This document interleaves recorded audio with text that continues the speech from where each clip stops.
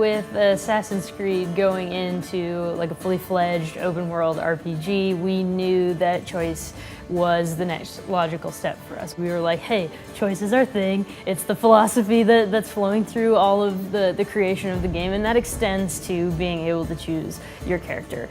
It extends to naval and how you're going to customize your ship, how you're going to play with your ship, who you're going to recruit for your ship.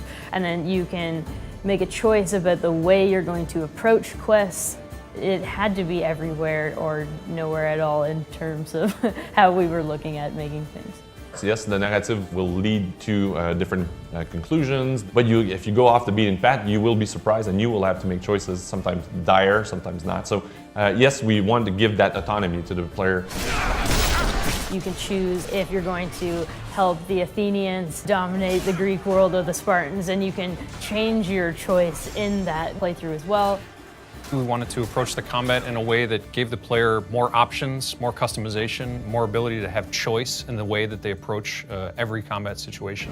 So that meant that we wanted to give them these awesome abilities, these brand new 30-plus amazing abilities that can all be upgraded. If I want to shoot people with bow and arrows and specialize in that, you can do it. If you feel that it's more like melee fighting, you can do it as well. And if you feel that it's a little bit more stealth that I would like to do and get the drop on them, that's all available for you as well. So very poetic for someone covered in blood.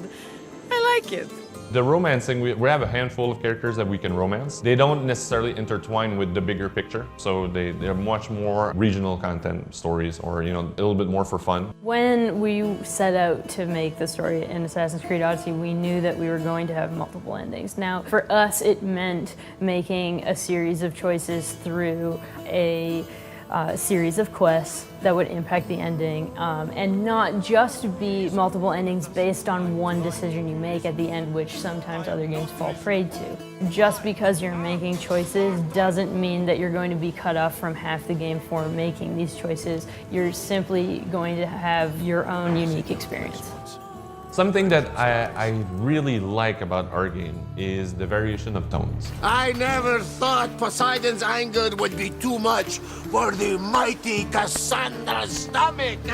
You can be a little bit more of a traditional compassionate hero, but you can also call people on their bullshit in the game. Somebody's coming to you with a much more down-to-earth, easy quest like somebody stole my vase or something. So your character can say, dude, who do I look like? Like somebody's gonna get, vases, I'm destroying armies, Well, when the player feels that he can say that, we try to put that in the word of the character as a choice as well. So, dude, the fuck I look like, so that you can get that a little bit more in the game. You can't do it every time, but, how do I feel about saying something here?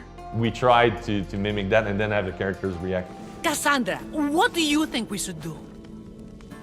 Player choice is a motivator. It connects you with what you're doing. The game is talking to me and I need to respond to that. So the player choices are felt in dialogues, but they're also felt in the world. So in the play style that I'm going to choose in the game, the mix and matching of the abilities, who I want to interact with, Sparta, Athens, what do I want to do as a player? You decide and it's your choice to do it.